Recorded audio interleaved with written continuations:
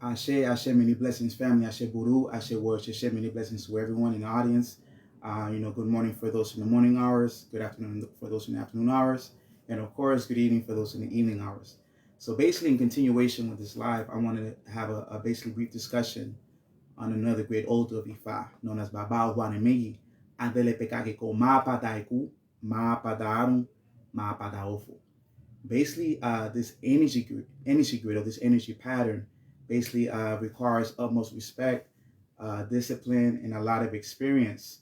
Because for a diviner who has this Odu casted on the straw mat, given basically a client services, or the godson or goddaughter services, or even for themselves services, it's an energy vortex that's opened. It's not just a divination chain that falls on a straw mat and stays there is contained. Basically, this energy vortex that opens in the Odu Baba Wanemegi is an overflow of energy. It's too much energy where it cannot even be contained. To give you guys a great example, I mean, how we even try to nullify that energy live while we even divine for people. The old school, they actually use a coconut gourd filled with water, and basically the divination tool was placed in the coconut gourd. They cover it with their hands, right, to make sure that the divination tool does not fall off of it. And if they're alone, they go to the doorstep of the house and carefully dip, bendición familia, carefully dipped the water to ensure that the divination tool does not fall on the ground. But with this water spilling outside of the household, what this represents is basically the excess energy that is being reflective in the actual shrine for a client or for oneself is basically pushed out of the household, so it doesn't affect even the quality of information that's going to be told to a client or for themselves to clear their head or even the energy space. So this is a dynamic when we talk about Odus. Odus is not simply something that we just study in a book or analyze. It's a living energy it's an energy vortex. All right, so an idea of this, imagine having a cup. Many blessings, family. Imagine having a cup, right? And it's filled with tea all the way to its brim. And it overflows and it overflows and it overflows and it overflows. And all of that is spilled on the ground. The tea symbolizes unlimited potential. It symbolizes unfulfilled dreams flowing out of the cup and falling on the ground. Now the ground could be different. It could have soil, it could have grass, it could have pavement, it could have debris, it could have mud, cement, whatever it is. Once that tea is poured in the ground, it becomes something else because the mixtures in that ground has different energies. And that represents Baba Wanimeji. So it's not over anyone's head, this example. It's analogous to the idea that within our hearts, there's unlimited potential. There is a lot of unfulfilled dreams that we still want to realize that haven't sprouted yet. Seeds that we have that we want to accomplish, but we have not yet accomplished them yet. And then without a moment's notice, an opportunity could present itself where a person may have finally that opportunity to fulfill that dream. It doesn't matter what age you have. It doesn't matter your financial condition or circumstances. It doesn't matter where you are in life. Because even the chaos that this energy grid represents, at the end of the day, this chaos basically has a purpose. There's a purpose behind this chaos. In this Odu, it says, what does not kill me makes me stronger. Sometimes we have to go through that situation.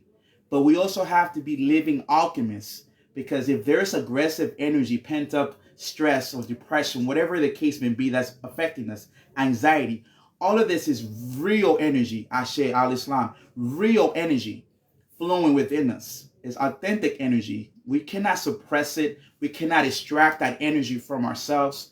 But it's teaching us, or Ojuani Megi teaches us to be alchemists. We have to transmute that energy and make it into something more productive. If there's aggression, do a project with it. If there's aggression or there's unfulfilled dreams or desires, create a journal entry, publish a book, go to the gym, all of this energy, many blessings, Kendra, many blessings, Victor, many blessings, Aitan, many blessings, Amir Al Nasir, Mawambe, many blessings, Adriana Camargo, many blessings, Nike, many blessings, also to my Babalao from Texas, my brother, and everyone else that's watching. So, as an alchemist, we convert that energy because it forces us to evolve, to not stay stagnated, right? This is what this Odu Baba Ojuani is saying. But Ojuani also what he teaches us is that every single human being on the planet Earth, you guys have worth. Never feel worthless. Ojuani teaches us that thousands of souls, thousands of lives have been reincarnating in themselves to create you. Your present incarnation right now is due to the backs of thousands of souls, innumerable ancestors, to produce you. So you may question Ojuani, who's ever lived in this Ojuani. Wait a minute, I am special, I know that, but why am I going through all this chaos? Why am I going through all these situations if I am the embodiment of all my ancestors and all the souls? Because the ancestors are testing you more because there's more for you to accomplish. There's more for you to do on the planet Earth. There's tasks you have to do. So it's like when they say, can you handle the pressure? Right? You notice that when you're in the water, you're submerged in the water, the deeper you're in the water, the more pressure you feel. When you're in the airplane, the more pressure you feel, right? So without being in the sky, as this Odu says, in heaven, or without us being in submerged in water, like this Odu represents, half of the world, underworld, we could also feel pressure as if we're inside this water, whether financially, whether emotionally, whether physically, whether in our jobs or family obligations. But as we handle that pressure and convert it into a positive energy, right? And figure out an outlet that's positive, like this Odu is teaching us, we will be able to accomplish many things in life. That's what the Odu by Ojuani is teaching us. But to give you a more deeper idea of what this Odu is, and for the audience to participate, to understand this Odu in their hearts, not just my words, visualize and picture yourself in the crossroads right now. So you're standing in the crossroads and you hear, I guess, a spiritual guide telling you, you have a choice to make. You have 4 choices to make. You have to choose one. You either stand still, do not walk at all. Second option, go to the left road. Third option, go to the right road. Or fourth, march forward. Based on the choices you make, based on the Odu and the influence of Baba Ojuani, it will define the rest of your life. This is like whatever choices you make. If a person is too nervous and decides and they doubt themselves, because the Odu is saying introspection is very important to nullify the doubts in this person's life. If the person is too pressured to make a move or a choice and they stand still, all the opportunities in the other roads will just be unfulfilled potential. They never made the choice. And someone behind us will literally walk over us and go what they need to do what they need to do, right? However, if you make another choice, if you do decide to move left, right, or forward, the other 3 choices have been removed, and based on Ojuani, you will never know what those other roads would have revealed to you. So it's kind of basically stating the choices we make literally will shape our future. This is what Ojuani puts us in a pressure of evolving.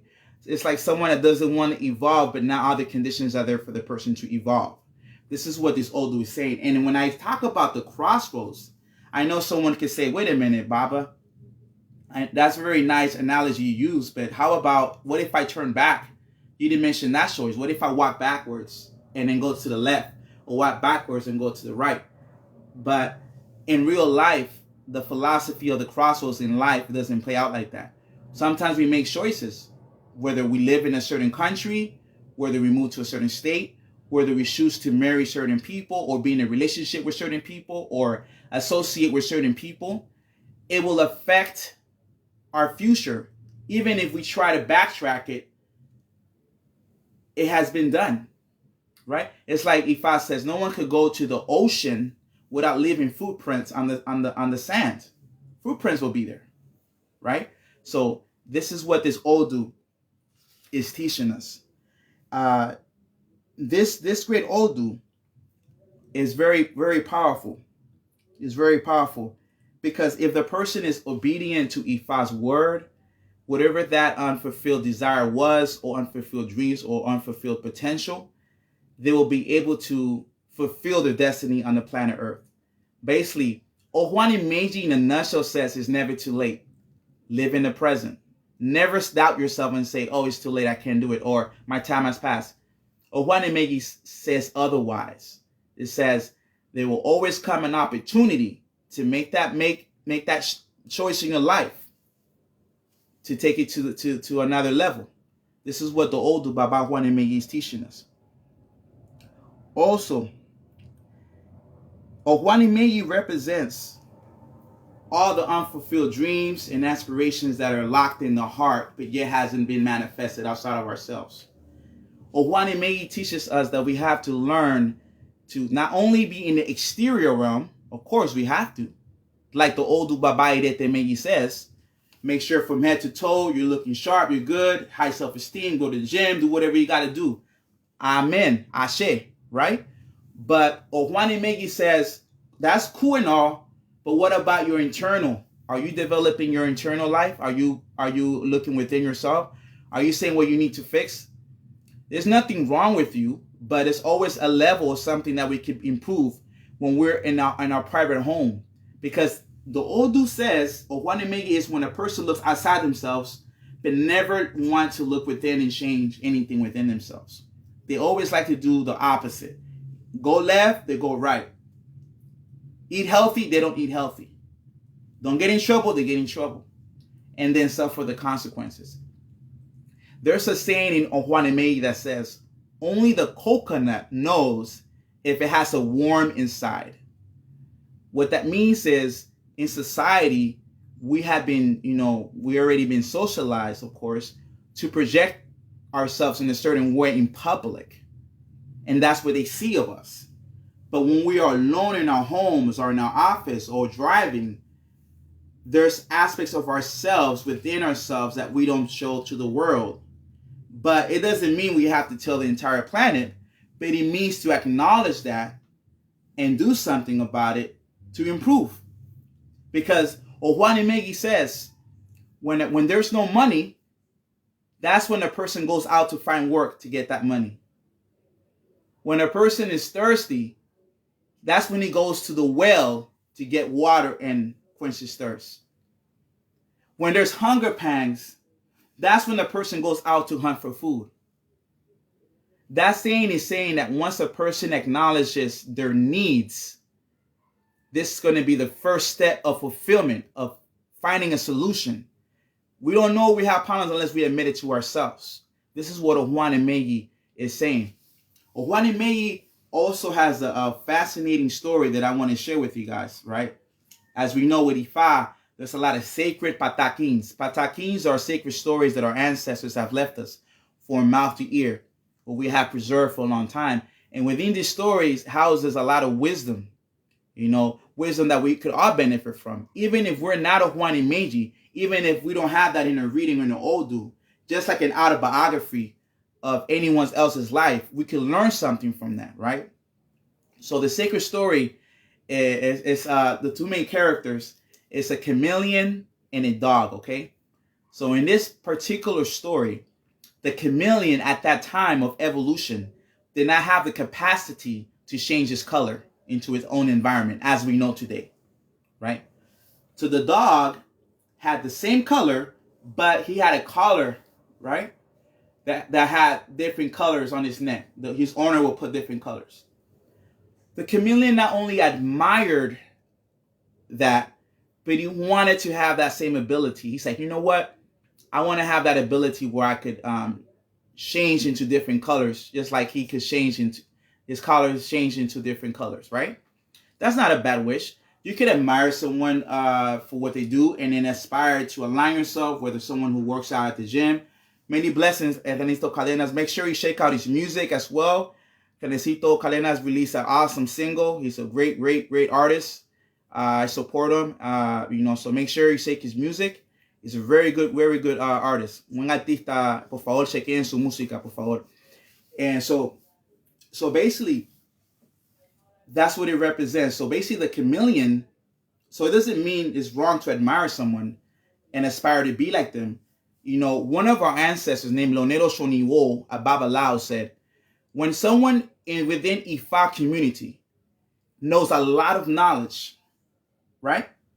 Do not envy his knowledge. Do not envy his capacity. You should aspire to not just study like that person, but if you want to be just like that person, plug in the same amount of hours or surpass them maybe in how much you study. That's all. And it will propel you to be, not like him, but you'll improve. This is called inspiration. So envy and inspiration are two sides of the spectrum. Envy is when they cannot see within themselves to be able to accomplish this, right? And then like, oh, I wish I could be like this person. Inspiration is the other side of the token. On the flip side, the positive side, alchemy, right? You change that energy and those thoughts and be like, what technique did they do to learn this stuff? Oh, wow, okay. They wake up at 4 a.m. They study this, they study that. They read this book. Let me call this brother out. Hey, brother, what did you do to get to this point? Oh, I read this, I read that. You should shake them out. Then what we do is we shake it out. And magically, with sacrifice and discipline, not saying we'll surpass them, that's not the idea, but to aspire to acquire those qualities, right? But this story says otherwise. When the chameleon went to Ifa, he says, Oromila, I want to be able to change to different colors. What could I do? He says, okay, look, this is what you must do. There's an ebo. An ebo is a specific sacred ceremony diagnosed to a patient, right? It's like we're spiritual. Babalaos are spiritual doctors. So it's a diagnosis, ancient technology we do to heal someone with specific ingredients. So it was performed.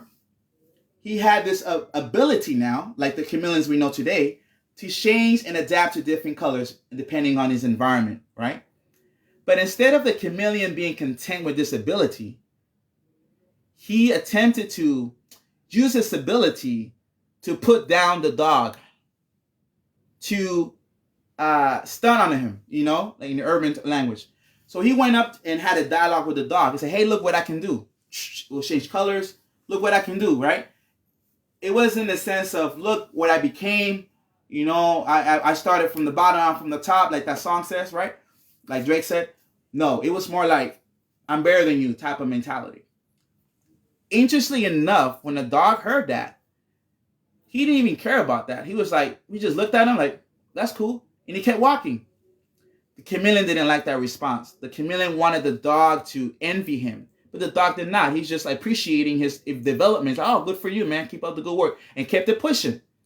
But since the chameleon did not get the attention he was looking for, he went back to Ifa and said, Ifa, now I want to have the ability to stare at someone, hypnotize them, and kill him. So the chameleon had an intent now to kill the dog because it couldn't even bear his presence. Oromila, being righteous, told him, do you know that this is a bad wish? Do you know you cannot use this tradition for this? You shouldn't be wishing that. That's very dangerous for you to do. Chameleon's like, no, I don't care. I want that ability. All right? Because freedom of will, freedom of choice, right? It was granted. Oromila warned him. He says, be careful who you look at. Do not look at anyone. If you desire to overtake the dog, make sure that's the one you look at. The first one you look at.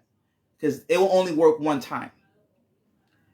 Now, the next part of the story is very sad, but it will teach us that when we make ill wishes on other people, spiritually, verbally, whatever the case may be, it will come back to us.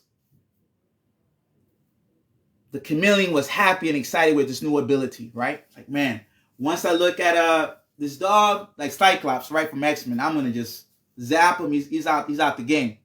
I'm excited to destroy. His mind now was to destroy him, not, So he went home, and someone else opened the door. Now, this is a sad story, family. The chameleon's mother opened the door. Chameleon didn't have control of his eyes and looked at his mother. And unfortunately, that spell worked on his own mother, and she passed away. The chameleon, of course, was forever distraught, traumatized for the rest of his life. And there is a voice from the divine world that said, be careful what you wish for. When you wish ill on others, it will come back to you. So Ojuani Megui says, in Ire, of course, that there are people that wish ill on you, but do not worry. Karma itself, not in that extreme, of course, but karma itself will play itself out, especially working with Eshu, will defend you in that situation. But Ojuani Megui says, you have to be an alchemist. You see, you can look at people as competition or as inspiration, but do not wish ill on others, because that same energy a person shoots out will affect them. It's very interesting. This Odu, Baba Ojuani Megui, is something that's now in popular culture, or has been in popular culture in the world. The belief of vampires, right? This whole notion of vampires, and some people say it's Hollywood, superstitious, and I'm not going to speak otherwise. I'm not going to try to argue against that, right? But we know it's not only this myth is not only locked in Hollywood, but also in different African traditions or cultures. They have belief of the myths of vampires. Greece, Rome, Albania, many different parts of the world have this belief. But we're not talking about the so-called physical vampires who have unfortunately tried to emulate this, like someone in history that has very questionable activities. Her name was Elizabeth Bathory from the 1600s. I'm not going to repeat everything she did. She said did atrocious things to humanity, but she literally thought she was a vampire and did a lot of horrendous things. If you want to look her up, her name is Elizabeth Bathory. Look her up, because in this live, I'm not going to be repeating what she did, out of respect for the quality of this live. And, also, hypothetically speaking, they say someone else also had this vampiric type of activities. Some people say it's true. Some people say it's a fallacy. Some people assume it's just to destroy his reputation. It's none other than Gilles de Rais. Gilles de Rais from France, who fought alongside Joan of Arc to defend France, right? He did a great job to defend this land. But when the opposite team took Joan of Arc to be taken as a hostage against the king's wishes, he wanted to save her, but his own soldiers betrayed him, and there was treason. And unfortunately, before you reached to go find Joan of Arc to rescue her, she was murdered and killed. This literally destroyed his mentality, because he was a person who believed Joan of Arc to be a saint on earth, someone who was pure, someone who was nice. And up to that time, he was the most wealthiest man in the world. He could get anything he want. But when she died, that void in his life, he began to decline spiritually. And he began to always spend a lot of money, get drunk all the time. And once all his money was gone, allegedly, he hired warlocks and alchemists to turn stone into gold. And some warlocks suggested sacrificing humans. He was crazy. I'm not sure if it's true or not. I'm not sure if the church basically did that as an excuse to take him out, to kill him, because he disrespected, I think, a priest at one time. He robbed a priest in the church. He went in the hoard because he didn't have no money. He was desperate. He stole all this stuff, and that's when they executed him and said because he was a heretic, and murder and all this stuff. It could be true or not. I'm not sure, but allegedly, if you want to look more into his history, his name is Gil de Rey, right? He's from the 1400s, right? But I'm not talking about physical vampires in this Odu. This Odu is talking about spiritual, psychic vampirism. As a good book to check out on this idea is Psychic Self-Defense by Dion Fortune. It's a good book to read. It will break down a lot of interesting concepts about this.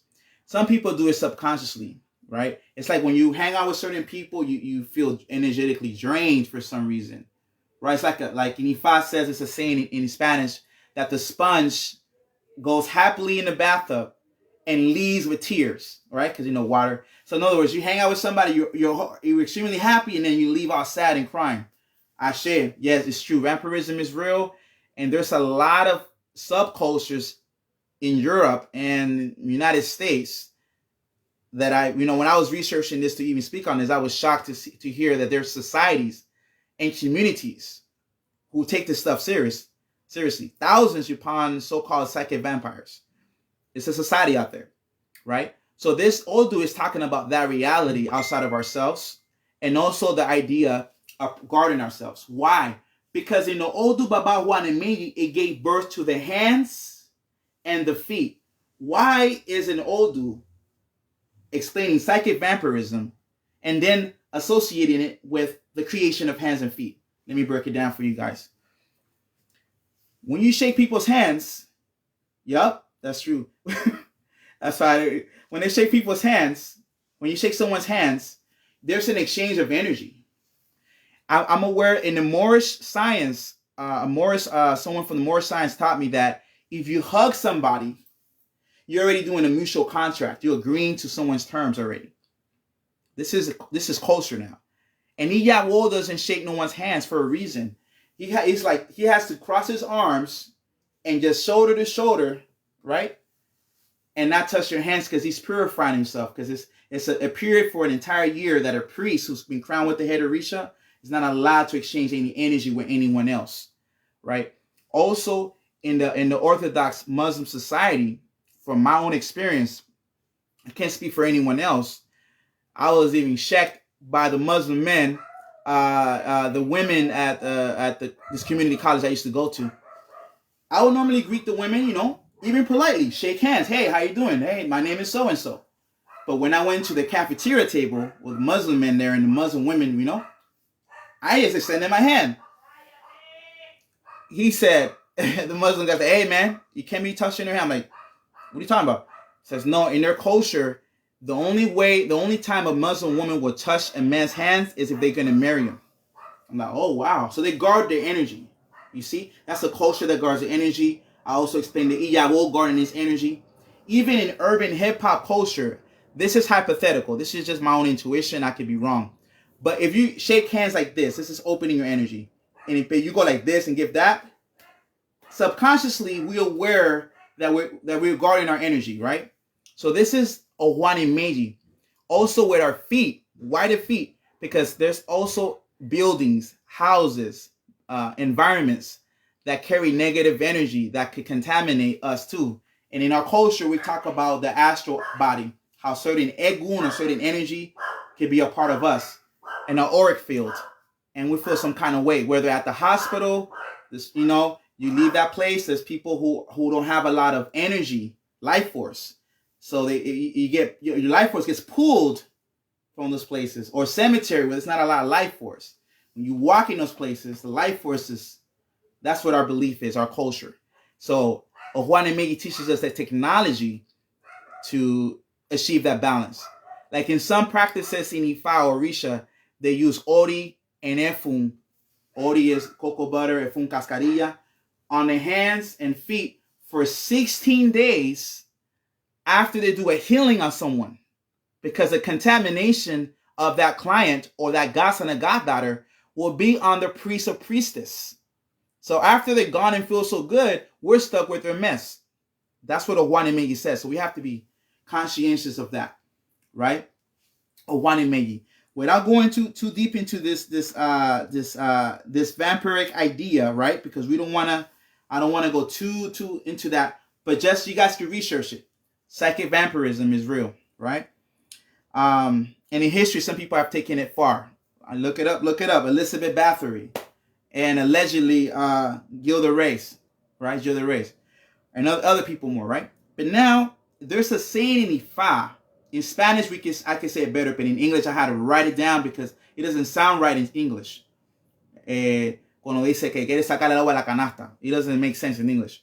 The English is, when water is carried in a basket, it drips between the reeds. As we know, we can't take all the water out because when you take the water, it starts dripping. You cannot contain it. Remember we talked about containing energy, or Ojuani Melli overflows. And so there's two ways to interpret this saying. I'm going to repeat it again. When water is carried in a basket, it drips between the reeds. In Cuban old school way, for my elders, this represents ungrateful people. That's what when they talk about Ojuani Melli, that's all they talk about. Ungrateful people. It's like Ojuani Melli represents basically the water itself, giving of his energy to other people. But then they don't appreciate it. It just drips down. They don't give them the same level of reciprocation. That's just why Ojuani Melli says the gratitude is the memory of the can hold their water. Exactly. The heart, it says gratitude is the memory of the heart. So Ojuani Melli says, right now I'm a Babalao, for example, right? And a lot of people who are watching the Babalaos and priestesses or associate or know about this religion. To get to this point, we were not always Babalaos. We were not born Babalaos.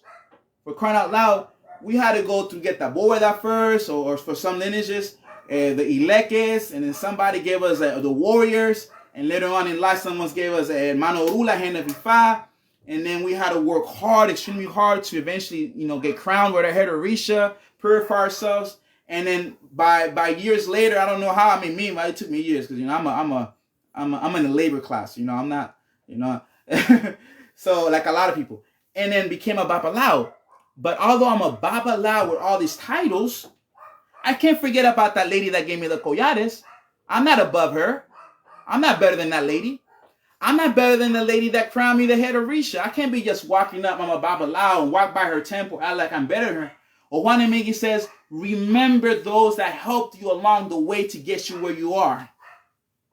That's for initiates. Now, for people that come to our temple or readings, it says, what if that priest or priestess break the leg and back for this person? They evolve so rapidly, because that's what it says. And they forget about the person that helped them. They always say, I promise, once you help me with this situation, and I'll remember you. Never happens with Ojuani Melli, unfortunately. So Ojuani Melli basically is in the end of the road. Like they work so hard and they just kind of want to give up. So Ojuani Melli is basically the voice of reason telling them, don't give up. Don't change who you are. You will see a transformation in your life. It's just there. It just takes time and patience. This is what Ojuani Melli says. But also, that's the normal way we interpret that. Ungratitude. But let's look at it more from a different perspective. Outside the box. Outside what I respect to my elders' perspective, right? Which is valid. But we always try to add a little bit of sauce. Something different, but not going away from our culture. The idea of being able to have a basket and fill it with water. And even though some of it pours down through the reeds, but you're still able to contain some of that, that takes a lot of effort. Ojuani Melli represents a person that has the potential to overcome insurmountable odds, right? To pull that water out like that is crazy, right? So it's that Ojuani Melli represents the outlier that never gives up, that somehow makes it, never doubt yourself.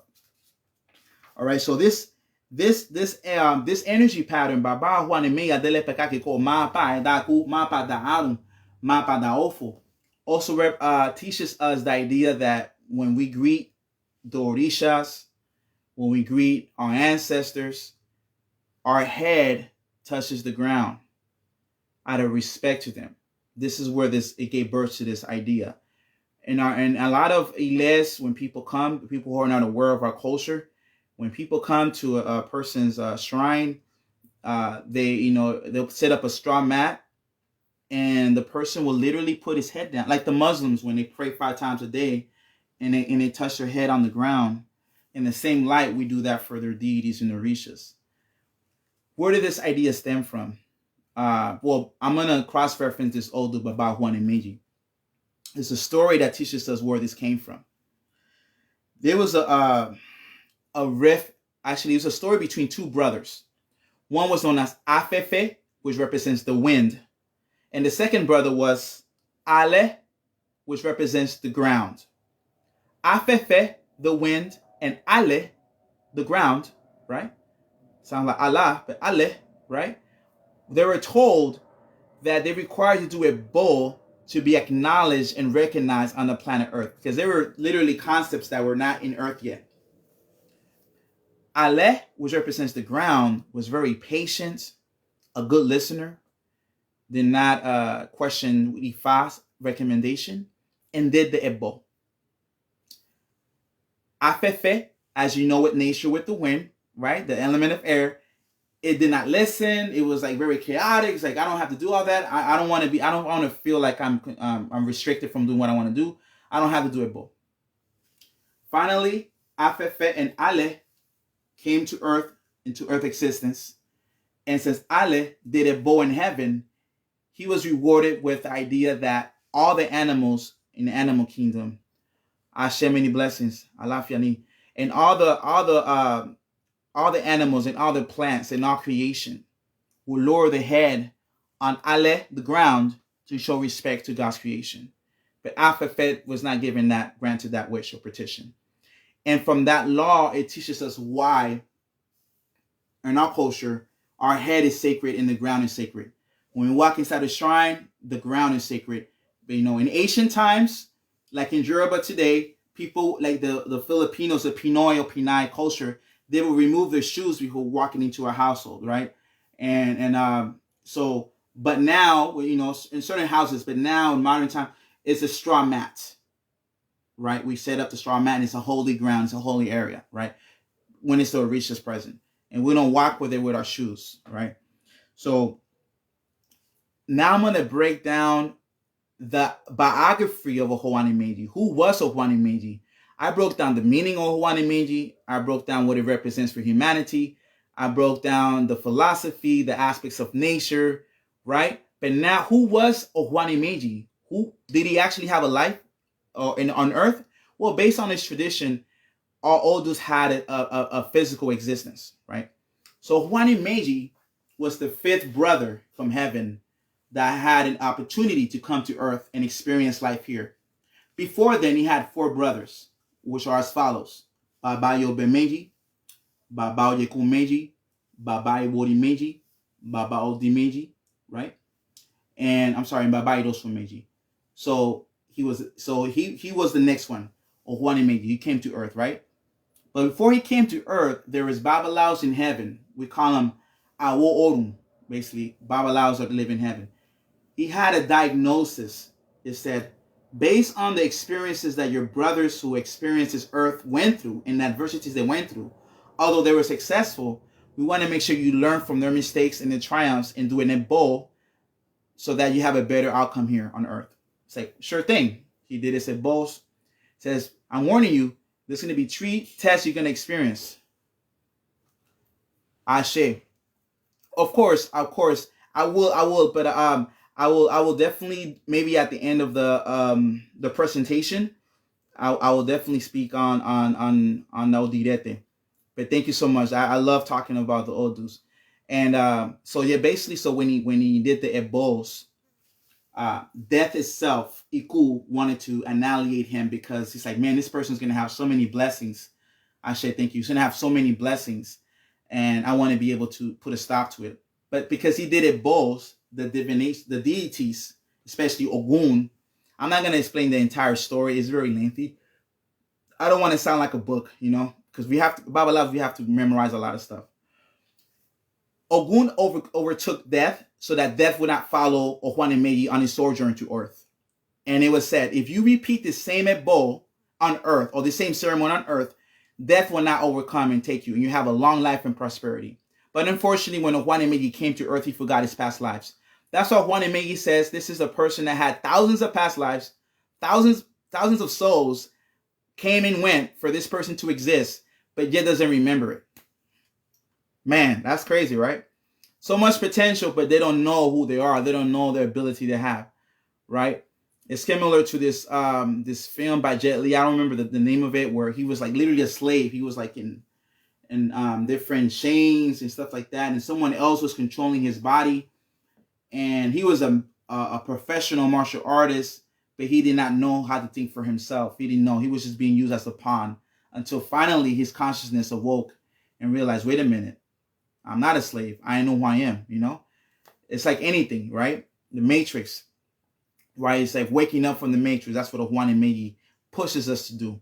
So yeah, so making a long story shorter, right? When he came to Earth, he was a great diviner. I'm gonna sum it up. I'm not gonna make it too long. He was a great diviner and helped a lot of people.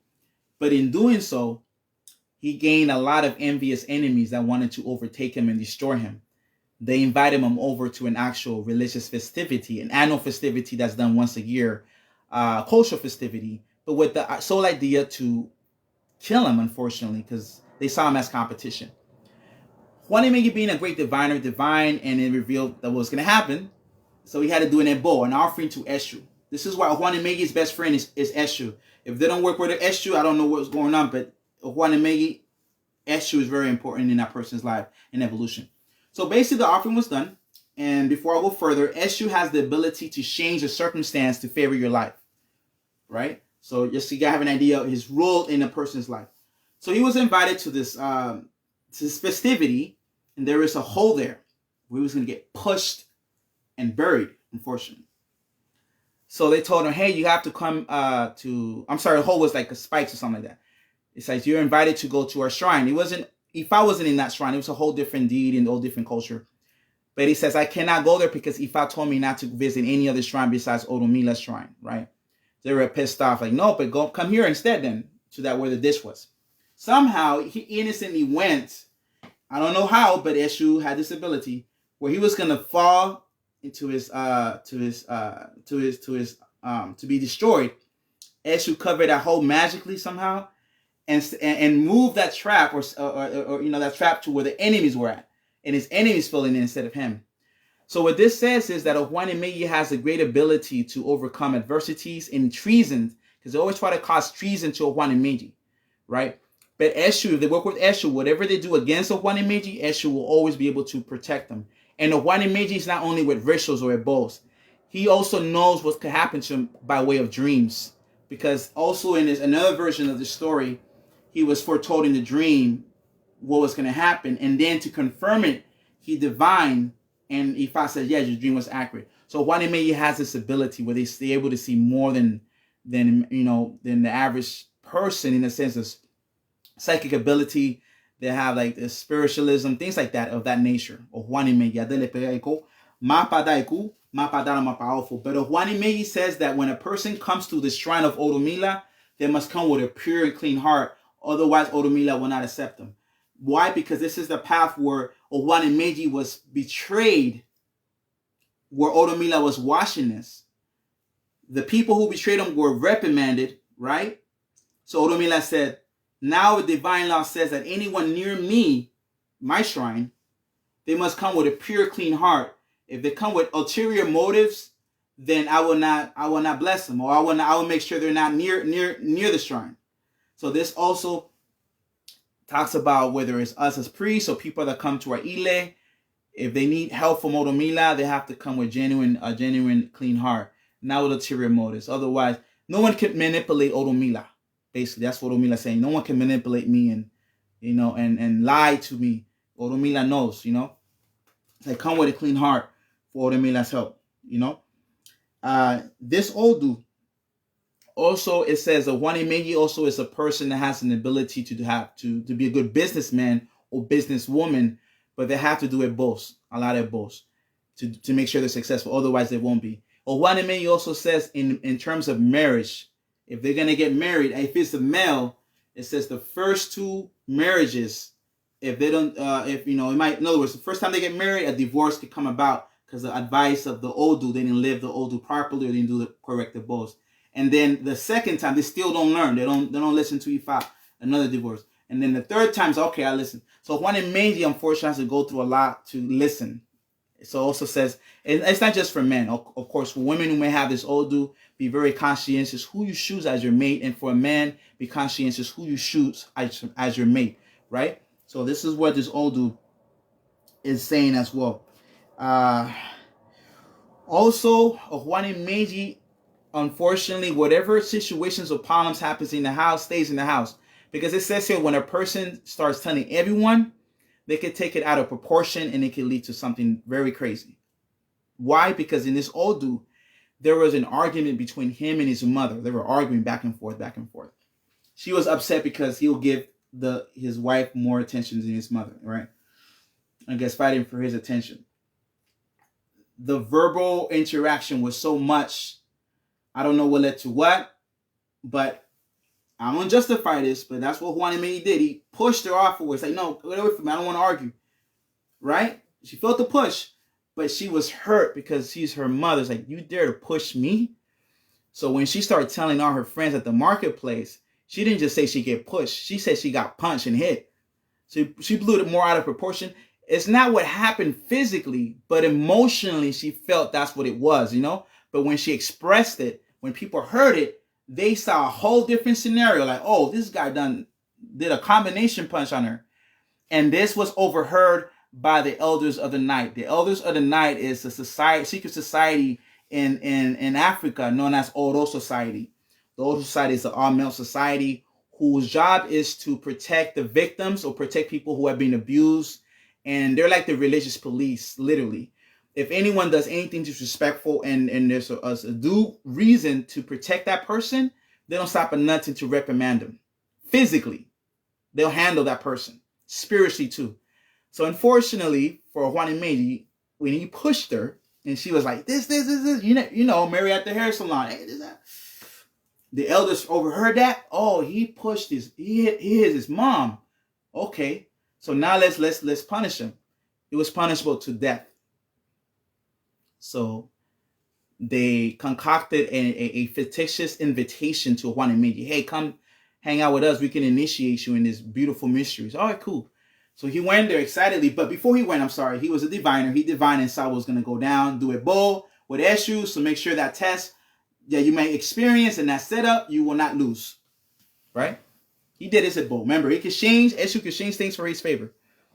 So he was on his knees in the sacred ceremony. It was like a dish there. His eyes were covered. He didn't see anything that much. And the elders were around him who were going to take him out the game for allegedly hitting his mother. They told him, hey, extend your arms and touch the sky. He said, that's physically impossible. No hands could touch the sky. Then they said, all right, put your hand inside his gourd. It was like a small little circumference, this small. He said, the palms of the hand of an adult cannot be inside a gourd. Many blessings, I share. Many blessings, mi hermano. Boruboy a todos mis aburas. Así. Ahorita lo voy a hablar en español. Me estoy dando un inglés un poquito ahí, el otro Juan y Meiji. And then he says, no physical adult hands could be reached inside the gourd. Only a baby. And they told him, it was basically set up for him to lose. They said, since you're not able to do these two simple tasks, they were not simple at all, you will be executed. It's punishable by death. It's like, and he's like, hold on, what are you talking about that? What? They pushed him in the ditch. Oh, I share many blessings to your wife. My respects to your wife. And many blessings I will me laguna fun ako makanera pata odo rula ba run la yo ashekulu run la yo baba run la yo ashekulu run la yo baba run la yo ashekulu run la yo. Many blessings. Speaking of Eshu ashekulu in that Odu, Juan and Meiji also talks about Eshu ashekulu just like your Odu Ogunda fun, which represents the antediluvian period when Eshu ashekulu saw the corruption of the planet Earth and decided to, just like the Bible, right? Cleanse, purify the whole planet with an antediluvian flood. during the antediluvian period. And then this deity, to this day in our culture, who was part of that time and witness of that humanity in the antediluvian period, we still work with that deity. So guess how old our stuff is? It's very old. So and that's in your old he knows that Wunafung, and also in the old that I'm talking about, Baba Juan and Melli. And so we work with those deities, ancient deities. So if to give you an idea of the timeline, look at the Grand Canyon, the layers, right? You can tell about how old the antediluvian was. You look at the Sphinx, right? The Hedu Maquet in Egypt, right? 10,500 years ago, the layers dried up, and they actually tracked it with carbon-14 dating how old that antediluvian was. It was like before 11,000 years ago, like very old, right? Grand Canyon as well. But that deity, I say, yeah, Obaegun, Juan and Melli, where has that? So back to the story, right? So I get excited, you know. I got dive in. So that's what happened with Baba or Juan and Melli. They wanted to set him up. So when they knocked him in the ground, right, to be killed, Eshu, because he did it bold, covered the ground, and the trap was behind him, or where the people were, and they fell in there. Oh, no, I'm sorry, they didn't fall in. I'm sorry. This version was he teleported. Eshu teleported him. When he fell in this hole, he was teleported to his household in his bedroom. He woke up, and then they knew he had this ability. These people, these elders of the night, were also psychically have high psychic abilities.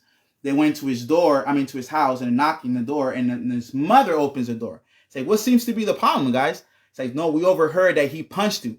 It's like, no, he didn't punch me. He just pushed me. It's like, no, we heard otherwise. That's why we have to kill him. And she's like, oh, I'm sorry. No. You guys took it too far. Please forgive him. It's not his fault. I was just caught up emotionally, and and then they said, oh, because you said he didn't harm you like that, we will stop harming him. But since he saw and experienced a little bit of our secrets in this Odo society, now he's obligated to fully initiate. But we promised you we will not hurt him this time. So, okay, he accepted it. He got initiated in the secret society of men, Odo society. You know, in Cuba, we also had that society. And many brothers who are members of the society. I'm a member as well. As far as this ancient traditions, right? So, as a Babalao, you know. So interesting. So, that's how he was rescued, thanks to Eshu, right? So this moral of the story says, whatever happens in the household, you tell a friend, go to social media and post it, people will interpret it the way they want to interpret it and blow it out of proportion, right? So a one man has to be careful what they say, right? A one man has to be very careful what they say. Also,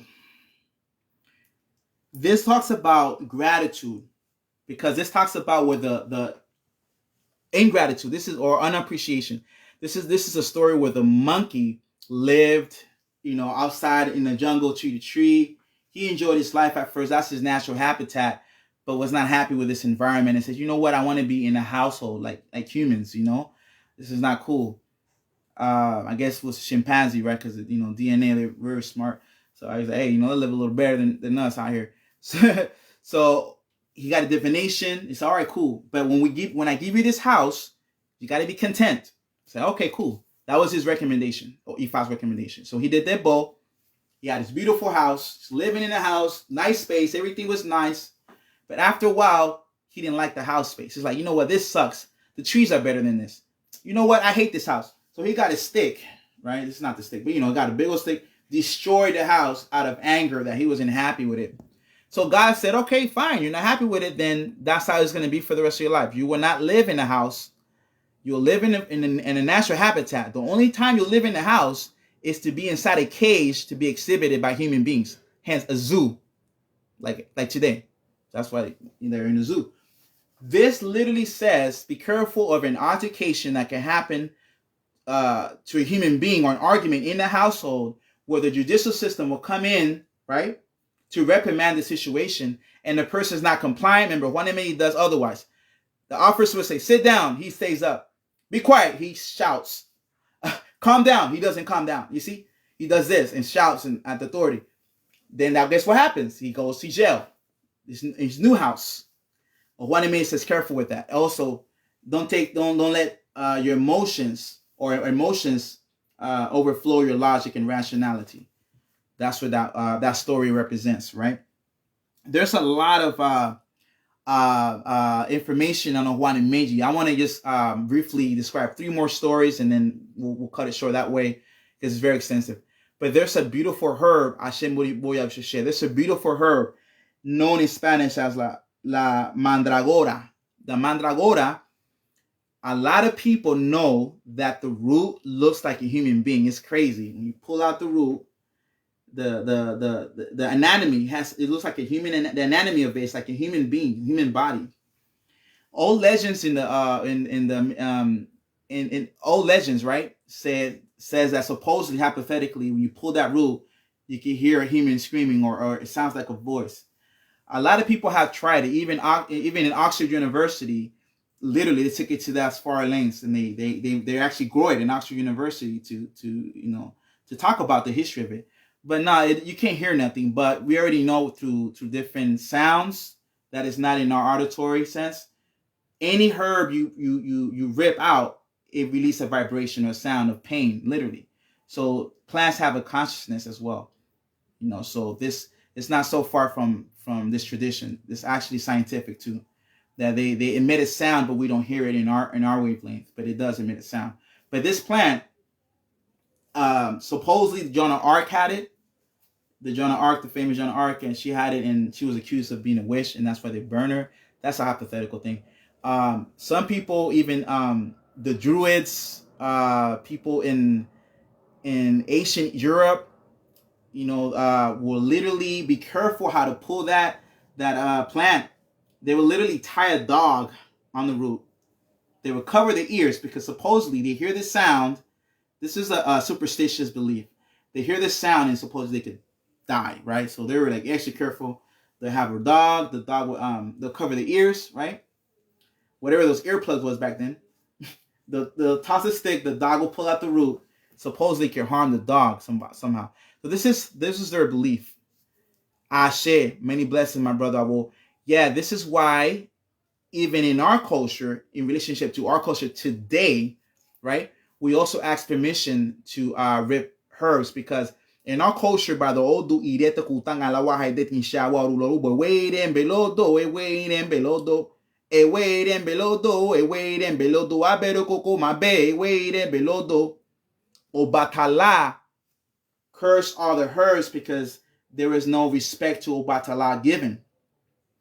The highest herb that give Obatala most disrespect, it's been a while. Thank you, raining blessings. The herb that gave Obatala the most disrespect was this legendary plant known as the mandragora, whose root has an anatomy of human anatomy.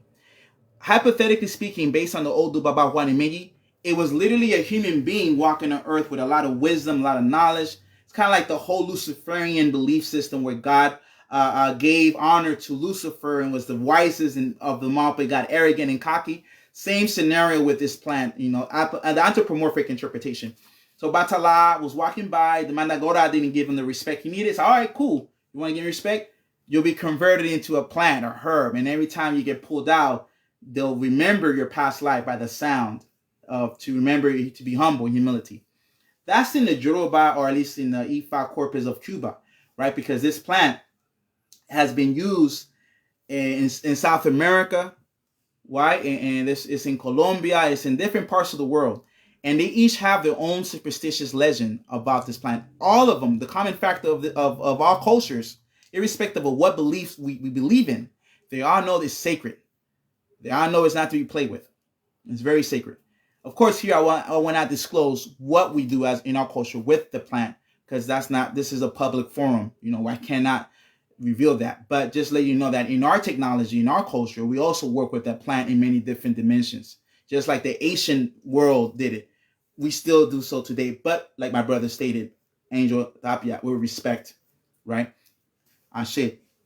So even the Romans will deal with it. The Romans had a deep respect with it. The Greeks, that same plant.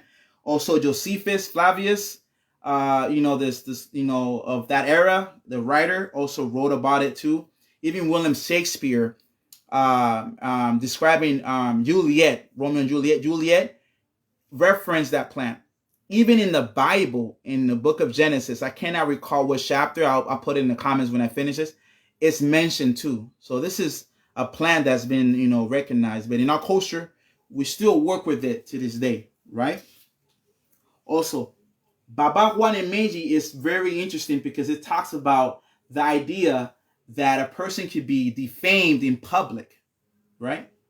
The whole world against him, about to be crucified in public. Just give him a microphone, give him an opportunity to defend himself. And I'm talking about maybe the Morris, so in today's world, a Morris scientist who knows, has memorized the Black law book, or somebody who's very acquainted with this. Or like Tupac's mother, Tupac Amaru Shakur's mother, who defended herself in a court by herself and was able to win a case. So it's someone who has this ability to speak life in their environment, irrespective of what's going on, and they're able to, as like alchemists, change a negative environment to a positive environment. This is associated with one of the patakis of Baba Juan Meiji. It's known as the Flute Player.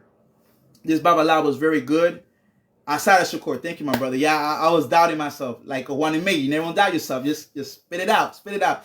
I said, thank you, my brother. Asada Shakur, yeah. So, Oya, you're right. It's a daughter Oya because I seen a picture. I was not aware of a daughter Oya. Thank you. Because I seen a picture where she also was initiated in our traditions. I'm not sure if it was before Tupac's passing or after Tupac's Amaru Shakur's passing, but I'm not sure. But Ojuani Meiji is very interesting with this, with the idea of being able to defend yourself, when people try to talk down on you. And like a flute sounds, if you know how to play well, it sounds good. You're able to defend yourself, right? That's what Ojuani Meiji says. But if it's in Osorbo, oh man, it will insult anybody. You know what I mean? Everybody's going to go through it. But Ojuani Meiji represents also religious beliefs. The idea that human beings believe in religion, but religious dogma without science is not good. Faith without works is not good. Everything should have a balance in life. This is what I tell people. Ojuani Meiji represents the idea that a table has 4 legs. Like a Masonic Mason will say, to be in your square, within your square. Why? Because one leg is Ashe Boru Boy Ashe. Thank you, my brother. Yeah. Speaking of the flute player, I remember there's an Odu Obeshe. In the Odu Obeshe as well. But the Odu Baba Juan Meiji, the Awo will play the flute to Eshu, and Eshu will change a negative circumstance into a positive circumstance, right? And also it's a metaphor for this, being able to speak harmoniously and speak life into people. But also in the Odu Obeshe is just a fascinating story of a flute player as well, who, when he spoke Ifa, people didn't understand what he was talking about. They're like, hey man, what are you talking about? He felt alone and isolated, and he isolated himself from the world. Just like a Juan Meiji, that happens to him.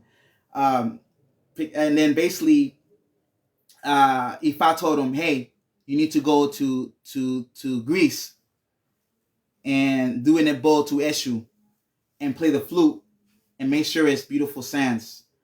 And he did so, and pour a lot of opolopo, a lot of honey on Eshu when the offering is completed. And when he did so, the Babalao began to play the flute. And then people were surrounding him and loving the music and said, what is your belief system? My belief system is Sifa. And he was speaking exactly what I'm talking about in this live, like this type of subject matters. And for some reason, they liked what he talked about. And then he became the Babalao of that land. So it says that even if you're not acknowledged or recognized in your own land, right? Do not give up your truth, or not your truth, but your philosophy and ideology.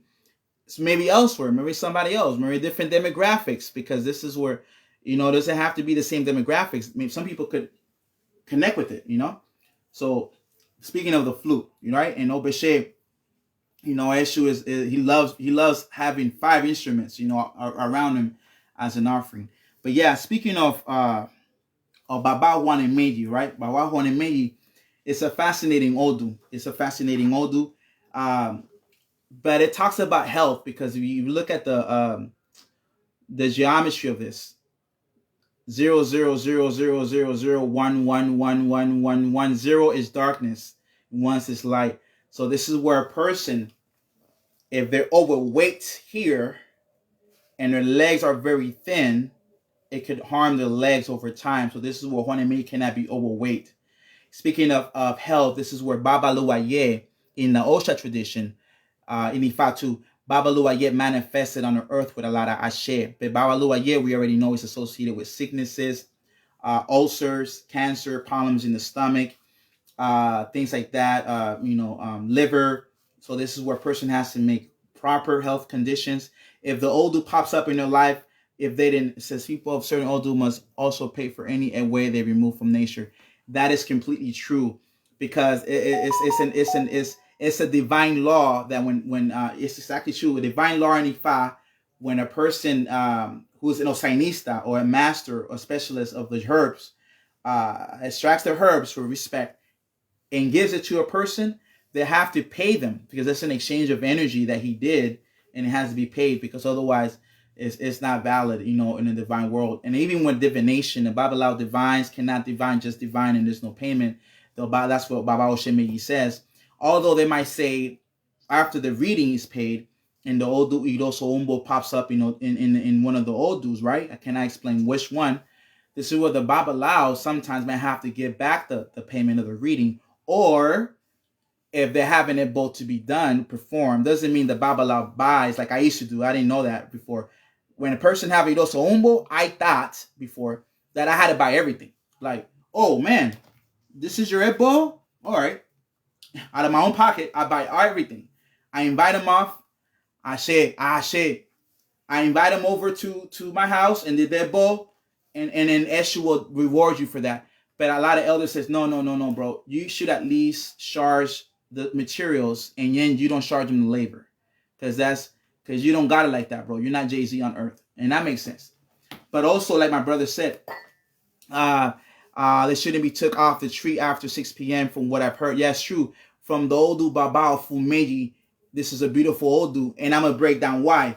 In the Odu Baba Fumeji, this is where the belief or the ideology, because remember, our culture in Cuba has a lot of different influences throughout the world. Keep in mind that the Congolese king, the first Congolese citizen of Congo to become a Christian, was in 1491. I repeat, the first native Congolese man or woman, but just man in this case, to ever embrace the Bible or become a Christian in the history of humankind was in 1491. It was a king. After this, everyone else got initiated. So I'm letting you know that by the time Ifa came to us, come on, this is 1491. They're already Christian Congolese people. By the time it came to us, come on, Ifa was already mixed with all these different beliefs. So they can't really crucify us technically, no pun intended, our tradition. But in Ofumeyi, to expound on my brother's wonderful comment when he says that they also shouldn't be taken off the tree after 6 p.m., is from the Odu Baba Fumeyi, right? Because there is a interesting story where Yahweh Sun, the hypothetical Messiah, Son of God, the Christ, the Jesus, had a divination reading done for him. Yup, you're right, my brother. Divination done. And Ifa said, you must feed Eshu, an Ebo in heaven. You must give yourself 201 herbs as a sacred head feeding, so that when you come to earth, you're not betrayed and crucified. It was an Ebo to counteract that. He says, no, I'm not doing nothing for Eshu. Eshu represents the dynamic of good and evil, or negative and positive. I want to show I don't want to do it. So he didn't do the Ebo. He came to earth. His mother was like, oh my God, let me do the Ebo for him. Just like Yemaya did Ebo for his two sons, Inle and Orisha Oko, and the Odu Babagunamegi was able to save them. She said, let me save my son, because he's not understanding what this represents. She did Ebo, the Babalawo in heaven, gave an offering for Eshu, right? But when it was time to do the herbs for his head, she asked, where's your son at? I need to go get his head. Exactly. And then she's like, he's gone. Damn. And by the time they want to get the herbs, it was already past 6 p.m. And it says, Yahweh soon. The Ewer are sleeping. They should not be bothered. This is why instead of the herbs to refresh his head, he had a crown of thorns when he was bleeding for not fulfilling the Ebo. And he had an incomplete Ebo, as my brother Babalao Angel Tapia is stating. And that's just why from this story, we don't pull herbs after 6 p.m. Because in different Odus, we lose life force, or we lose, it's like a retrograde situation happening because we're disrespecting Obatala, just like the herbs. It's a lot of stuff happening. That's crazy dynamic, right? It's just like even with this herb that I called Mandragora. There's certain times of the day you get it, certain seasons. It's just different herbs. There's certain herbs you got to speak to them. You got to sing to them. It's crazy. But yeah, that's where it stems from. But just to spice up a little bit this tough subject matter, there's Gnostic books that is not associated with the Orthodox Bible of King James, Old Testament, and New Testament, the lost books of the Bible and the forgotten books of Eden. Exactly. Many blessings all about Babalao's present. Ashe. So you know I gotta be on point, guys. This Babalao's watching me, all right? So you know I'm not playing with this live, guys. This Babalao's out here watching me. So you know I'm saying shh. So that's what it represents. So there's lost books of the Bible and the forgotten books of Eden. And there's other books where the so-called Eshu or Jesus, because remember, in Greece, J did not exist, the letter J. So remove J from just Jesus. What would it say? Eshu. What is our deity called?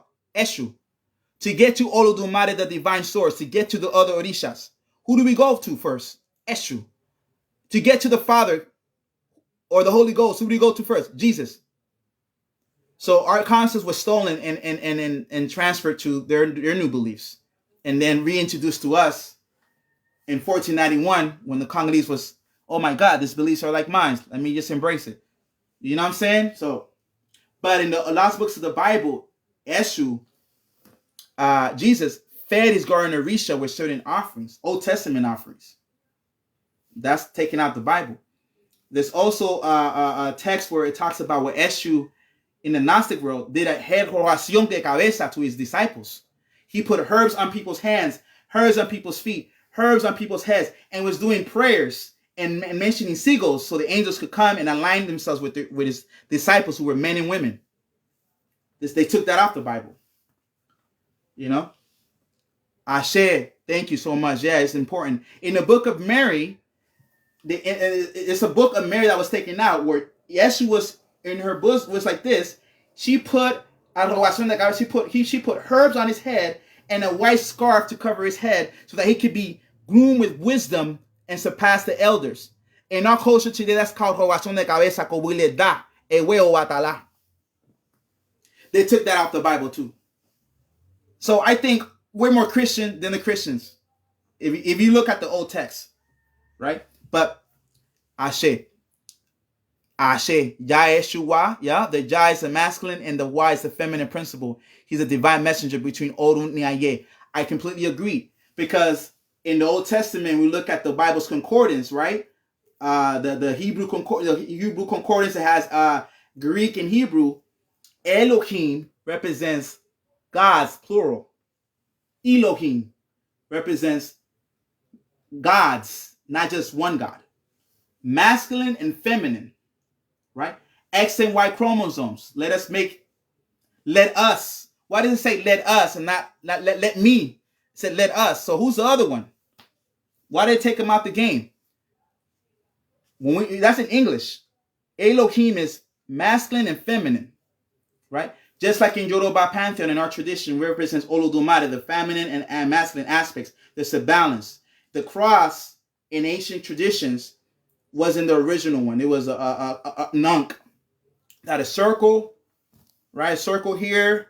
This represented the woman's womb, the man's phallus, The line like this is the man and woman combining to create life. It was a cross of life. Now, when you take out the woman away and you have a cross, it's just the men's phallus. Where's it going to? Nowhere. No life is being produced or made.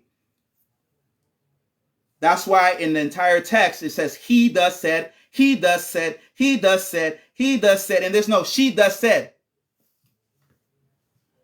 All disciples are men. There's no women disciples. What's going on with that? That's kind of, without due respect to the men. But the women, where's the women at? How did how they say it was Cain and Abel? How did Cain find his wife? Ashe. Many blessings. Ojuani is the power of radical change and transformation and force that turns night into day and manifests the inexplicable. I completely agree. Radical change, it pushes us, it eggs us to change. It's a point in time, we can't give up, family. It's a time when, boom, a transformation happens. Ashe. The stone which the builders rejected has become the chief cornerstone. Ashe, Baba Mieshu. They rejected the stone of Eshu. They rejected it. They didn't understand. Like the old duo Shel Turah. He's the one that keboyada. He's the one that give us that bow. He's the one that had a dialogue with the divine source in the beginning, right? And he needs to be acknowledged. Ashe. In the Kabbalah is done like that. So if Jesus was a Jew, he practiced that Kabbalah. He never wanted to create another religion. Ashe. Kabbalah is the esoteric representation of, we could say, the Torah, right? And the belief system of Yesu. Because we know of the Sephiroth, the tree of life, right? The Ein Sof. The Ein Sof, the tree of life, muchas bendiciones familia, como lo bendiga. The tree of life has the Olodumare on top, Kether, right? Binah, all the good stuff, right? So this tree of life is symbolic to what's within us, just like Ojuani says, introspection, look within, right? That's what it represents. And a lot of people use the Kabbalah, the tree of life, to manage business. CEOs symbolically represents Ein Sof, or thoughts being created, or some, professional businessmen and businesswomen utilize the Kabbalah to establish business. But when they push it to the public, they just push religious dogma. They don't teach us how to make money with the Kabbalah. Right? They don't teach us how to change our physical situation with the Kabbalah. Just praying. Praying ain't gonna do nothing. Right? But that's what their inner societies teach. Right? Ashe. Many blessings. Thank you, brother, for your contributions on your topic. Many blessings, my brother. We'll definitely talk later. We'll build, man, because I know we used to always build a lot. The life of Bible Laos, man. We're in the same situation. We end up here, we end up there, but every time we talk, it's 100,000% good, bro. Many blessings. I'm looking at the other comments just to deal with the comments. To make sure that that I'm in alignment with everyone, what people are saying live. Thank you. Ashe. Kabbalah has Pati Pembas also. Ashe, and many blessings, Ayona. Many muchas bendiciones. So Juani Meji, andele pegai kumapa dai kumapa dano mapa paofo. Ayangala omori yabile agangara omori yabile arekulo wa omori yablangala omori yabile yangala. This is also not only symbolic to the idea of nullifying death, because the people are like, oh man, death is after me, death is this. But people say that with Ojuani Meji. It's a lot of stories about this. But no, it could be the death of one's ego. It could be the death of a negative circumstance and then transforming into something even better and greater. Death is not only a gloom experience or something just literal. It can mean the end of something that was stagnated and to produce something that's more abundant and more wonderful, right? So, man, this ended up becoming an all English thing, to be honest, because to be honest with you guys, if I flip this in Spanish now, I'm going to be so tired mentally. I might just drop this Spanish of Ojuani Meji maybe tomorrow, and just keep it English, because I don't have no idea how much. You make me translate all this right now, I won't be able to do it, family. I'm being honest with you guys. And that's also Ojuani Meji, being able to admit and look within ourselves and not to overextend ourselves, so Ojuani Meji says. Take the proper rest, proper time to execute properly, right? So yeah, many blessings, family. There was a nice dialogue with everyone. And I know people are waiting for this. Let me let me do the best I can to translate everything that I just said in Spanish live. Can you imagine that? Of course, not going to be in the same order, but we'll see what happens. All right. So my respect to all the English listeners. Now, the English audience, now I'm going to begin speaking in Spanish, right? Just to keep this record of the energy flowing, right? So many blessings. Thank you so much. Muchas bendiciones, familia. Que Dios me lo come con muchas bendiciones para toda la humanidad. En estos momentos estaba hablando en inglés sobre el Odun, Baba Juanemeya, de Akakoma, Padaekuma, Padaaruma, Padaofo. Estaba hablando sobre la esencia de esta gran energía muy sagrada, que es muy polémico si la persona no sabe cómo funcionar con esa energía. A través de lo, I know, right? A través de la experiencia religiosa y a través de comprender cómo las energías son muy dinámicas en los Odun. Dice en nuestro legado que la persona debe estar sumamente muy preparado y tiene que tener mucha disciplina y muchos años de estudio y concentración cuando va a funcionar con este gran Odun. Porque en este gran Odun no simplemente es un Odun que cae en las teras y se queda ahí. No, este Odun, todos los Odun que van cayendo en las teras es una energía dinámica que va consumiendo no solamente el babalao y la persona delante, también el cuarto, también la casa, también en iglesia, hasta la calle. Por eso que hay formas que donde el religioso funciona para apaciguar las energías negativas que pueda salir se pueda soltar de ese Odun, o también la energía positiva para poder contener esa energía positiva dentro de la casa de la iglesia o dentro de la persona que se va a consultar. En otros legados antiguos, no diríamos en Ifá, pero bueno, en la tierra de la Oya, cuando funcionan, yo no soy Obariate para hablar eso, pero bueno, en cuestión de las que yo he mirado, he escuchado, gente que son babalorisha, que funcionan con Ojuani, no digamos Melli y Ifá, pero en Ojuani, ellos cuando consultan con los caracoles tienen una jícara con agua y para apaciguar la energía esa que es muy extensa, ponen las caracoles en la jícara y van hacia la puerta, y le abren la puerta y tapan la jícara con cuidado que los caracoles no se caigan en el piso, y hacen así para que el agua vaya cayendo afuera de la casa, para que la energía que está influenciando en Juan y Melli no vaya a contagiar la energía y la dinámica para poder hablar esta energía que está saliendo. Entonces, igual en la misma forma hay que tener mucho cuidado como uno habla Ojuani Melli también en la tierra de Ifá.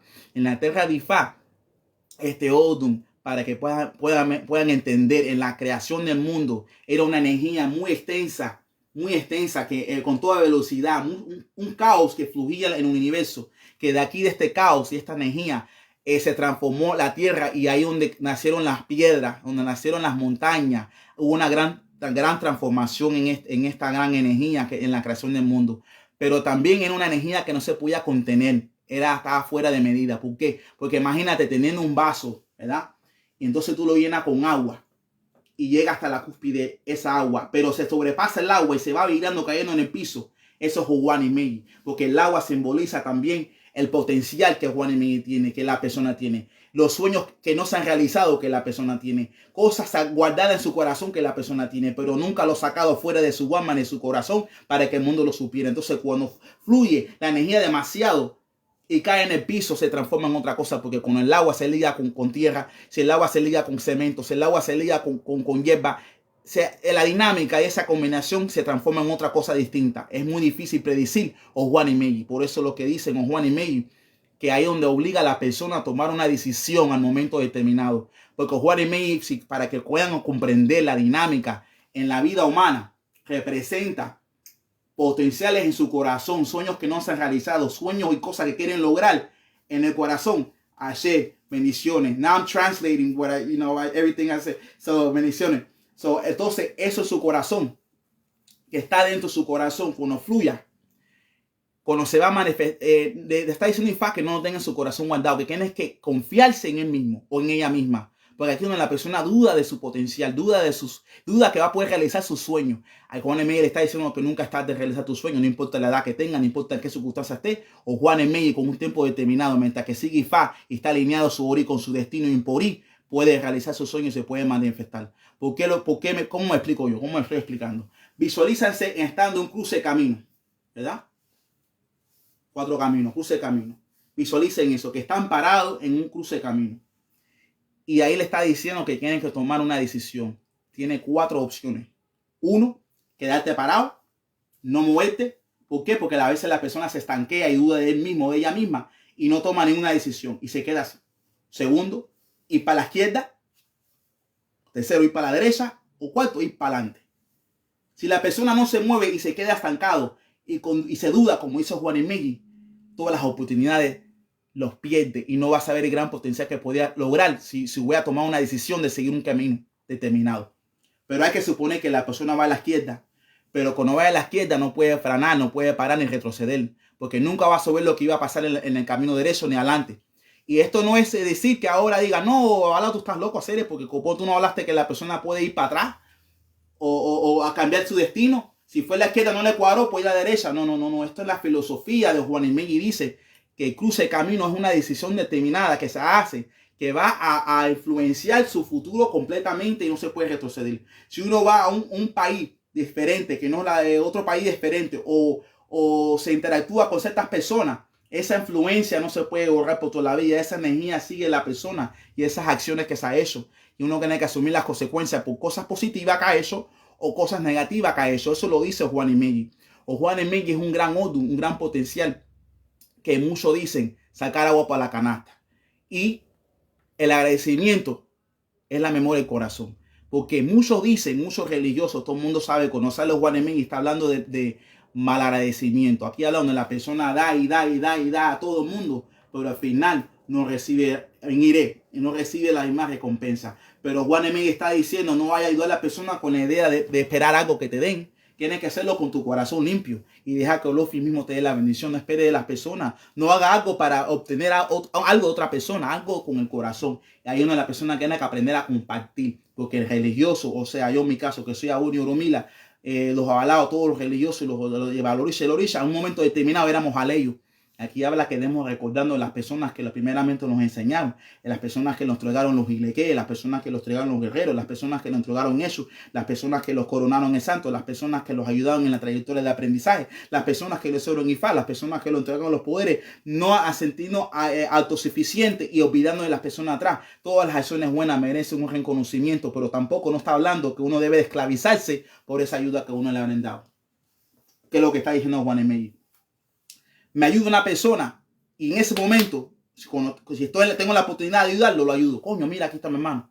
Pero ahora, si la persona dice, oye, acuérdate cuando te ayudé hace 25 años, dame esto.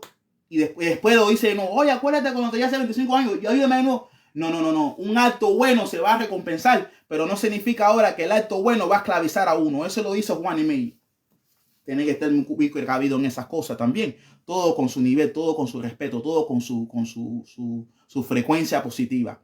Porque Ojuani Melli también, aparte de eso, en Osobo también puede hablar con una persona no agradece las cosas que le han dado. Ashe, gracias. Ashe, gracias, hermano. Ponifa, gracias, bendición. Gracias, bendición.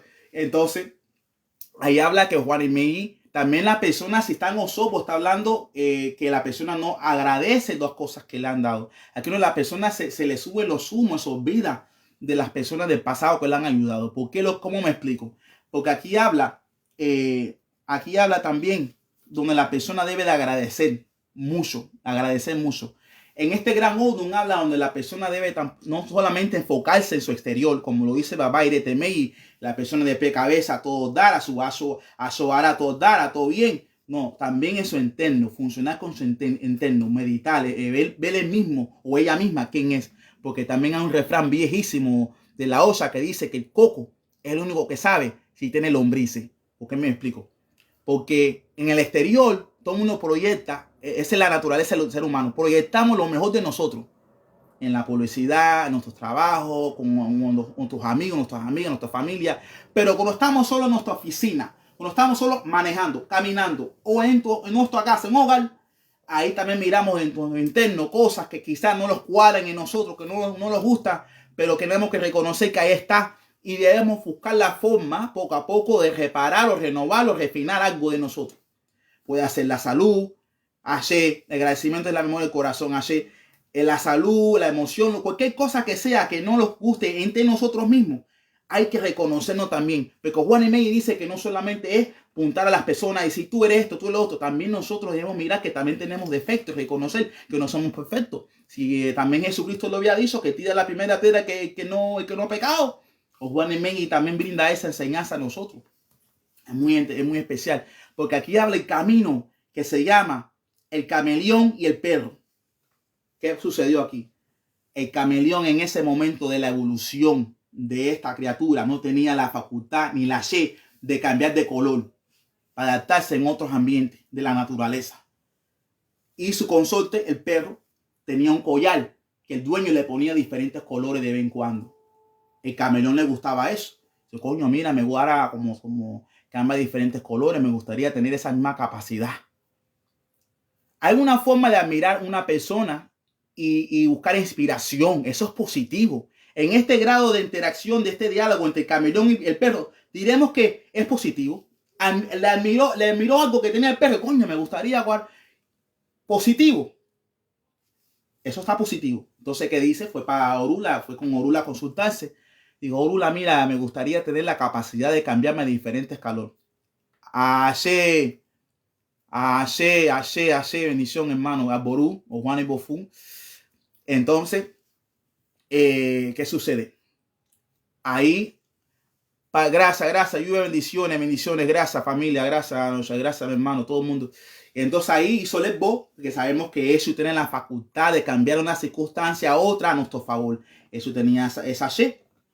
Y en la evolución de esta criatura, tuvo la capacidad de la she de cambiarse de color en su ambiente. Iba a un lugar café, se comía café, a un lugar verde, ¿sabes? Azul. Pero ya que logró esta gran bendición y esta gran virtud de la naturaleza, que era único, en vez de demostrarle al perro que está agradecido, admitirle, mira, yo me inspiré por usted y por eso que tengo esta gran capacidad. No. Su intención fue desprestigiarlo. Su intención fue demostrar que es mejor que el perro.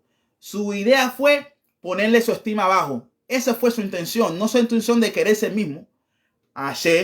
Pero fue un alanguema, Borubo ese. Entonces, Boru, es verdad. Entonces ahí fue y dijo, mira, le dijo el perro, mira lo que puedo hacer yo. Se cambió de colores, normal, para presumir, en vez de demostrar, coño, gracias por lo que usted me ha brindado, que mira lo que estoy haciendo ya. No. El perro no cogió lucha con esa talla. El perro no está pensando en eso porque él se quiere el mismo y está agradecido de los collares que les ponen, él se siente bien en su piel, está odara. Y le dice, coño, qué bueno, mi hermano, felicidades, que Dios te lo multiplique. Y siguió caminando normal, no lo tomó tanto así. El camaleón no le cuadraba a esa reacción. Dice, coño, pero yo quería desprestigiar al perro, quería que se poniera envidioso, quería ponerlo abajo, pero coño, el perro ni cogió lucha con mi capacidad. Coño, no me cuadra esa reacción, yo quiero destruirlo ya. Entonces ya como el camaleón no tuvo la atención que él quería, o el resultado que quería, de bajarle la estima del perro, fue a Orula, mira, donde busca a Orula ahora, para tener la capacidad de hipnotizarlo y con la mirada misma matarlo. Ya ni la presencia del perro le cuadraba. Ya ni el camaleón miraba su capacidad. En vez de mirar su capacidad, coño, mira que como que bueno, todo. No, miraba fuera del mismo y nunca reconocía sus bendiciones dentro del mismo. Siempre estaba compitiendo. Y Orú le dijo, oye, tú sabes que eso es malo, ¿verdad? Ese deseo no cuadra que tú vayas a hacer eso porque tú le haces un daño a una persona y te puede virar para atrás. ¿Tú sabías esa ley? El camaleón dijo, no me importa, yo quiero esa capacidad. Y como en los humanos dio la decisión de nosotros mismos poder decidir, el líder, nuestra voluntad, le hizo la voz. Le dijo Orula, dijo, cuidado a quien tú mires, no mires a nadie. Si tú quieres vencer el perro, es el único que tú puedes mirar. Dijo, está bien, el problema, eso es fácil. Pasó el tiempo, el camaleón ahí navegando, el perro no aparecía porque el perro estaba haciendo su vida normal, pagando con otra gente, haciendo lo que le gustaba hacer, normal. Pasaba el tiempo y coño, no ha virado. Coño, voy a entrar a la casa a ver qué puedo hacer porque ya me cansé de esperarlo y después voy a salir. Pero mira lo que sucedió, mano, penosamente, man. Cuando abrió la puerta, la mamá de él abrió la puerta y él la miró con los ojos. No adrede, es que fue una persona que abrió y falleció la mamá porque eso era para matar. obviamente tuvo un impacto psicológico muy destrozoso en sus pensamientos. Y ahí donde Luffy le declaró al mundo, le dijo, mientras el mundo sea mundo, el que le haga daño a una persona vira para atrás 3 veces.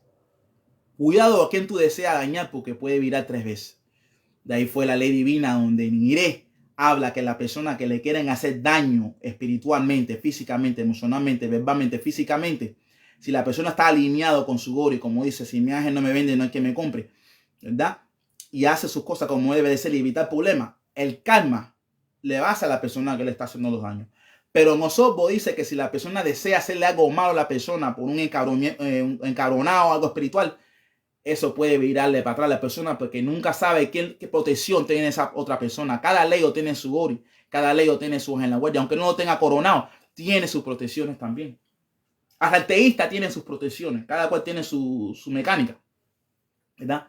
Entonces, es lo que está hablando el Odun Baba Ojuani. Pero Ojuani está hablando que la persona debe también ser agradecido de los logros que ha obteniendo, como lo dice la historia de Camaleón el perro. Porque aquí hablaba el camino del mono. El mono normal en su naturaleza. Estaba en el árbol brincando. Todo bien. Le gustaba su mecánica. Pero después comenzó a quejarse. Coño, no me gusta eso. Me gusta como los humanos viven, que viven en casa. Yo quiero una casa igual. Entonces, bueno, ya dijo Orula, cuando te dé esto, tienes que estar agradecido lo que te voy a bendecir. No reto soda con tu decisión. Dijo, no es lío. Cogió su esbo, hizo el bo. Tuvo una casa amplia, todo bien. Y estaba feliz a lo primero, pues después se quejó. Coño, pero con lo de la vida mía antes de la casa, vivía mejor afuera, esto no vale nada. Entonces cogió un palo, la bendición que le dio Dios, y construyó su propia casa. Y ahí Olofé dijo, tal vez mientras el mundo sea mundo, vas a vivir afuera de la naturaleza. Y como único vas a vivir en una casa, va a ser en la prisión o en la cárcel, donde va a ser usado por exhibición. Por eso el día de hoy los monos lo usan en un zoológico. ¿Me entiendes? Esto es una metáfora. Esto está hablando que la persona que está en su hogar o lo que tenga tiene que ser agradecido y también cuidado que no vaya a perder su perder por un acto de agresión hacia otra persona y intervenga la justicia y la persona pierda su libertad y pueda estar preso por un long time. Entonces aquí habla donde las personas deben tener mucha paciencia porque aquí habla donde Ojuani pasó mucho su trayectoria. Ya está en las últimas, ya perdió muchas adversidades. Problemas económicos, hasta a veces se enfermaba mucho, porque aquí está la influencia de Babalu Valle, cuando estaba la influencia de Babalu Valle, me entiende que ahí tuvo Babalu Valle mucho ayer, pero ese ayer que Babalu Valle es muy peligroso en el Odun Ojuani, porque aquí hablan de la persona puede tener problemas en los intestinos, úlceras, problemas en los estómagos, como aquí Maferofun Osun también se refleja en el Odun Baba Ojuani. Habla de todas esas cosas, entonces la persona debe cuidarse de su salud, porque si vemos la geométrica de Baba Ojuani, 0, 0, 0, 0, 0, 1, 1, 1, 1, sabemos que 0 es la oscuridad y el 1 es la luz. Entonces esta persona habla que si la persona está sobrepeso de arriba y abajo está flaco, se le va a joder las piernas, se le puede joder los pies y puede tener muchos problemas, hincada, fractura y puede joderse. Entonces una persona puede estar sobrepeso, Ojuani, tener mucho cuidado con eso. Este Odun es muy interesante porque también habla el camino de la flauta. Aquí habla de un babalao muy capacitado en sus cosas, ¿me entiendes? Funcionaba bien. Entonces él tenía no voy a hablarlo muy extenso porque hay muchas cosas ahí muy delicadas que en público no lo puedo hablar, que ustedes los babalaos saben ese camino.